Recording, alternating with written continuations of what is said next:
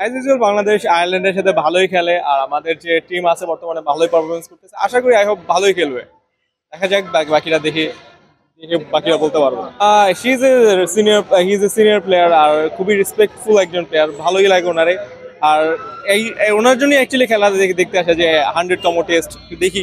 ওনারা অনেকদিন তো হয়তো আর বেশি দিন সে সার্ভিস দিবেও না, আর লাস্ট খেলাই বলা যায় এক কথায় দেখি দেয়।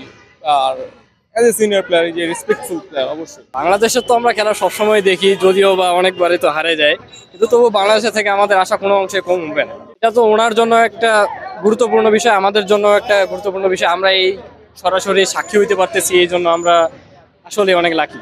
হ্যাঁ, ভালো লাগতেছে। আজকে আমি প্রথমবার আসছি, আজকে স্টেডিয়ামে আসা হয় না।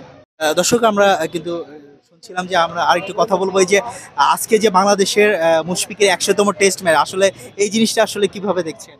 ভালো উপভোগ করতেছি, ইনশাল্লাহ আশা করি ভালো কিছু হবে বাংলাদেশের জন্য, মুশফিকের জন্য শুভকামনা রইল। ভালো কিছু হোক, সামনে আরো ভালো কিছু হোক, এই প্রত্যাশা রাখছি আর কি।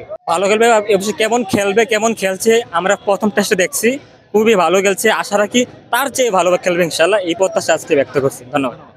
দর্শক আমরা কিন্তু আপনাদের দেখানোর চেষ্টা করছিলাম মিরপুর যে স্টেডিয়াম, সেই স্টেডিয়ামের যে সার্বিক পরিস্থিতি সেটি কিন্তু আপনাদের দেখানোর চেষ্টা করছি। এখানে কিন্তু বেশ রোদের ভিতরেই তারা কিন্তু আসছে এবং খেলা দেখার জন্য, এবং বিশেষ করে মুশফিকের আজকে 100তম টেস্ট, এটি কিন্তু একটি মাইল ফলক হতে যাচ্ছে, সেটি কিন্তু আসলে বলার অপেক্ষা রাখে না। এবং সকলেই কিন্তু জানাচ্ছিল যে বাংলাদেশে ভালো খেলেছে এবং ভালো খেলবে, সেই প্রত্যাশায় কিন্তু তারা জানাচ্ছিল। আসলে বাংলাদেশের প্রতি যে সবার একটি ভালোবাসা সেটি কিন্তু আসলে বলা যায় না, কিন্তু কিছু কিছু সময় হতাশ করে দিয়ে যায়, সেটি আসলে দুঃখ প্রকাশ করে অনেকেই। তবে কিছু কিছু বিষয় তারা জানাচ্ছিল যে অনেকেই যে আগের যে বাংলাদেশের টিম, সেই টিম কিন্তু আগের চেয়ে অনেকটা দুর্বল হয়ে গেছে, এবং নতুন যারা আসছে তারা আসলে কতটুকু ভালো খেলতে পারবে সেটি কিন্তু একটু প্রশ্ন রয়ে যায়। আজকের ম্যাচে বাংলাদেশের জন্য সবাই কিন্তু ভালো কামনা করছেন যে বাংলাদেশ ভালো খেলবে এবং বিজয় ছিনিয়ে আনবে। এবং আরেকটি বিষয় আমি আবারও বলছি যে মুশফিকের আজকে যে মাইল ফলকটি হতে যাচ্ছে, তিনি 100তম টেস্ট খেলা উপহার দিতে যাচ্ছে আজকে। দর্শক আপনাদের দেখানোর চেষ্টা করছি যে মিরপুর যে স্টেডিয়াম, সেই স্টেডিয়ামের সামনে কিন্তু যারা দর্শনার্থী তারা কিন্তু ঢুকছে। আশা করি সে যেন এরকম অল টাইম বেস্ট করতে থাকে, ভবিষ্যতের জন্য করে, এবং বাংলাদেশের নামটাকে আরো উপরে নিয়ে যেতে থাকে।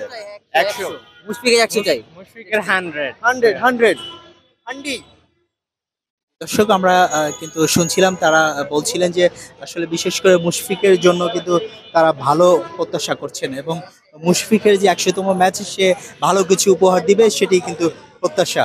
দর্শক আপনাদের দেখাচ্ছিলাম যে মিরপুর স্টেডিয়াম, সেই মিরপুর স্টেডিয়ামে কিন্তু একে একে ঢুকছে, সেই গেটের সামনে থেকে কিন্তু আপনাদের দেখানোর চেষ্টা করছি। দর্শক এই ছিল আমার কাছে মিরপুর স্টেডিয়াম থেকে সর্বশেষ পরিস্থিতি। পরবর্তী আপডেট পেতে খবর সংযোগের সঙ্গেই থাকুন।